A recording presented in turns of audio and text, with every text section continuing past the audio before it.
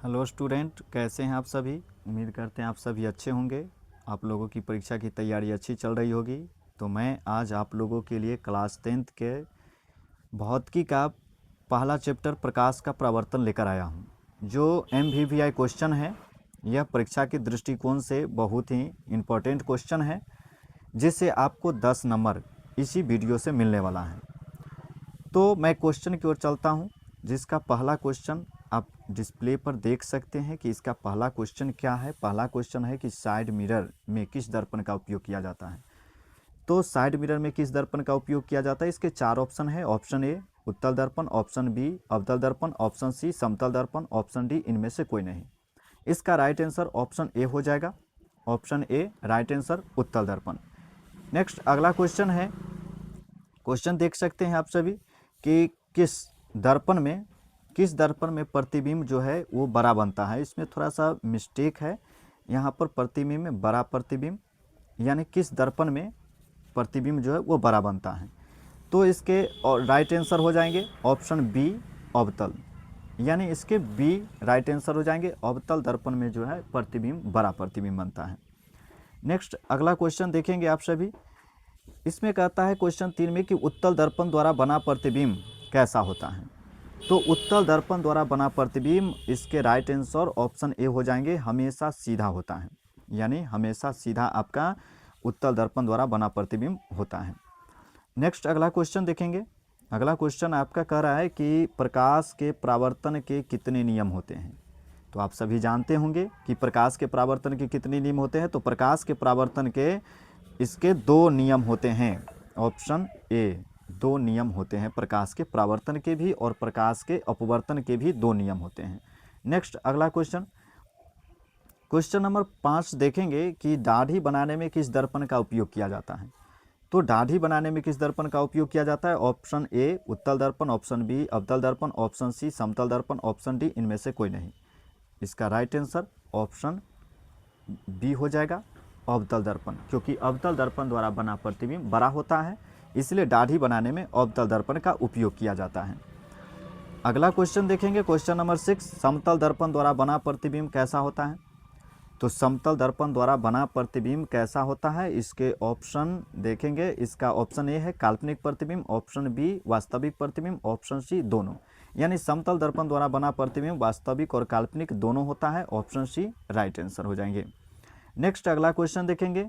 Question कह रहा है कि हमारी आँख जो है, ये हमारी आँख जो देख सकती है वे वस्तुएं क्या होती हैं। तो हमारी आँख जिस वस्तुओं को देखती है वो वस्तुएं दीप्त होती है या प्रदीप्त होती है, या दीप्त या प्रदीप्त दोनों होती हैं। तो इसके राइट आंसर ऑप्शन सी हो जाएंगे, दीप्त और प्रदीप्त दोनों होती हैं। नेक्स्ट अगला क्वेश्चन देखेंगे। दंत विशेषज्ञ किस दर्पण का उपयोग मरीज के दांत को बड़ा प्रतिबिंब देखने में करते हैं। यानी दांत के जो डॉक्टर होते हैं, मैं एक चीज़ बता दूं ज्ञान के लिए कि दांत, कान, नाक, ये सभी को देखने के लिए डॉक्टर जिस दर्पण का उपयोग करते हैं उस दर्पण को हम अवतल दर्पण कहते हैं, क्योंकि ये छोटा वस्तु को बड़ा दिखाता है, इसलिए हम अवतल दर्पण का उपयोग डॉक्टर रोगी के नाक, कान, गला को देखने में करते हैं। नेक्स्ट अगला क्वेश्चन कह रहा है, क्वेश्चन क्या है देखेंगे कि किस दर्पण से केवल आभासी प्रतिबिंब बनता है। तो किस दर्पण से केवल आभासी प्रतिबिंब बनता है।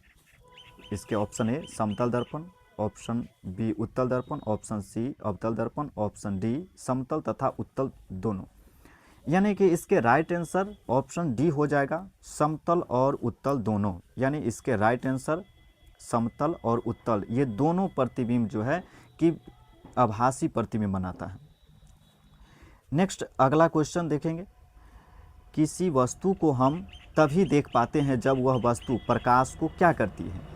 यानी किसी भी वस्तु को हम कब देखते हैं, किसी भी वस्तु को हम तब देख पाते हैं जब वो वस्तुओं प्रकाश को परावर्तित करेगी। यानी जब किसी वस्तु पर प्रकाश पड़ेगी और वो प्रकाश जो है परावर्तन होगा, तो परावर्तन के बाद उसका प्रकाश हमारी आँख तक आएगी, तभी हम किसी वस्तुओं को देख पाते हैं। तो इसके राइट आंसर ऑप्शन बी हो जाएंगे। नेक्स्ट अगला क्वेश्चन देखेंगे। अगला क्वेश्चन क्या कर रहा है कि सोलर कुकर में किस दर्पण का व्यवहार किया जाता है। सोलर कुकर में समतल का, अवतल का, उत्तल का या इनमें से कोई नहीं।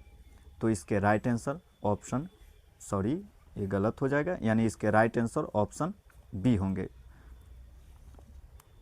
यानी सॉरी थोड़ा मिस्टेक हो गया, यानी इसके क्वेश्चन क्या है देखेंगे कि सोलर कुकर में किस दर्पण का व्यवहार किया जाता है। तो सोलर कुकर में आपका ये ऑप्शन बी हो जाएंगे, अवतल दर्पण का व्यवहार किया जाता है। नेक्स्ट अगला क्वेश्चन, क्वेश्चन 12 में क्या कर रहा है देखेंगे। क्वेश्चन कह रहा है कि गोलीय दर्पण में दूरियां को सदा किसके सापेक्ष मापा जाता है। तो गोलीय दर्पण में जो दूरियां होती है वो हमेशा ध्रुव से मापी जाती है। ऑप्शन ए राइट आंसर हो जाएंगे। नेक्स्ट अगला क्वेश्चन है, क्वेश्चन देखेंगे इसमें क्या कर रहा है कि समतल दर्पण में प्रतिबिंब का आवर्धन क्या होता है। तो समतल दर्पण में प्रतिबिंब का आवर्धन जो होता है वो हमेशा 1 के बराबर होता है। ऑप्शन सी इसके राइट आंसर हो जाएंगे। नेक्स्ट अगला क्वेश्चन देखेंगे। अगला क्वेश्चन कह रहा है क्या, क्वेश्चन देखेंगे कि मोटर गाड़ी के चालक के सामने, यानी मोटर गाड़ी के चालक के सामने कौन सा दर्पण लगा होता है। तो मोटर गाड़ी के चालक के सामने अवतल लगा होता है या उत्तल लगा होता है या समतल लगा होता है या इनमें से सभी है। तो मैं बता दूं कि अवतल दर्पण जो मोटर गाड़ी के चालक के सामने जो दर्पण लगा होता है वो हमेशा उत्तल दर्पण का ही प्रयोग किया जाता है, क्योंकि उत्तल दर्पण जो होती है वो आपके छोटे वस्तुओं को बड़ा दिखाता है। इसीलिए गाड़ी के साइड मिरर के रूप में उत्तल दर्पण का उपयोग किया जाता है। नेक्स्ट अगला क्वेश्चन देखेंगे। क्वेश्चन अगला क्या कह रहा है कि अवतल दर्पण की फोकस दूरी उसकी वक्रता त्रिज्या की क्या होती है। तो अवतल दर्पण की फोकस दूरी वक्रता त्रिज्या की आधी होती है। ऑप्शन बी राइट आंसर हो जाएंगे। नेक्स्ट अगला क्वेश्चन देखेंगे। अगला क्वेश्चन क्या कह रहा है कि एक उत्तल दर्पण की फोकस दूरी 20 सेंटीमीटर है, तो इसकी वक्रता त्रिज्या क्या होगी। तो एक बात बता देता हूं कि अवतल दर्पण की फोकस दूरी जो होती है ये वक्रता त्रिज्या दुगनी होती है फोकस दूरी की, यानी इसके लिए आप सूत्र पढ़ेंगे F बराबर 2r। तो यहाँ से आपका फोकस दूरी है दिले 20, तो वक्रता त्रिज्या हो जाएगी इसकी दुगना। तो वक्रता त्रिज्या यानी r बराबर आप पढ़े होंगे इसको सूत्र, उस सूत्र के अनुसार आप देख सकते हैं कि इसका आंसर क्या होगा। तो उस सूत्र के अनुसार आपको इसका आंसर पता होगा, यानी r बराबर आप लोग सूत्र पढ़े होंगे ना, r बराबर इसका सूत्र, वही सूत्र का हमने फिर से यहाँ इस्तेमाल करके ये सवाल को हल किया गया है। तो देखेंगे इसका सूत्र क्या होता है, यानी सूत्र हम इसको हल करके बता देता हूँ कि सूत्र जो होता है ये r बराबर 2f, यानी वक्रता त्रिज्या जो होती है वो फोकस दूरी के दुगनी होती है। यानी कि यहाँ पर आप देख सकते हैं ये 2 का 2 हो गया और फोकस दूरी को f से सूचित किया जाता है और f इसमें 20 दिया गया है। आप इसको गुना करेंगे तो 20 दूना 40 हो जाएगी, यानी इसके आप राइट आंसर ऑप्शन डी हो जाएगा। ऑप्शन डी इसके राइट आंसर हो जाएंगे। नेक्स्ट अगला क्वेश्चन देखेंगे। अगला क्वेश्चन है 17 में कि एक अवतल दर्पण की वक्रता त्रिज्या 15 सेंटीमीटर है। तो आप बताएंगे एक अवतल दर्पण की वक्रता त्रिज्या 15 सेंटीमीटर है, तो इसकी फोकस दूरी क्या होगी। इसकी फोकस दूरी वक्रता त्रिज्या की आधी होगी, क्योंकि वक्रता त्रिज्या इस पर 15 दिया गया है और 15 का हम आधा करेंगे तो ये हो जाएगा 7.5 हो जाएगा। लेकिन ये जो है यहाँ पर एक चीज़ ध्यान देने योग्य है कि अगर अवतल है तो अवतल का चिन्ह माइनस, अगर उत्तल रहता तो इसका चिन्ह प्लस दिया था। इसमें थोड़ा मिस्टेक हो गया है ऑप्शन में, इसका आंसर ये होगा -7.5।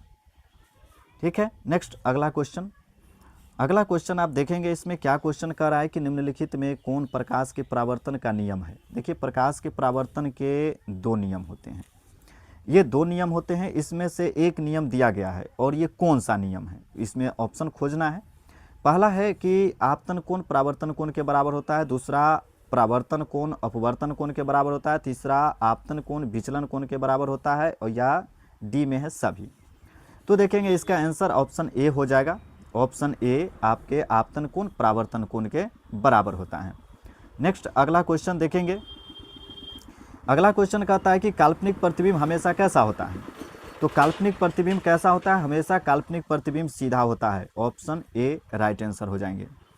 नेक्स्ट अगला क्वेश्चन देखेंगे कि प्रकाश की किरण प्रकाश की जो किरण है वो किसी समतल दर्पण पर 60 डिग्री का कोण बनाती है तो टकराने के बाद परावर्तन का कोण कितना होगा।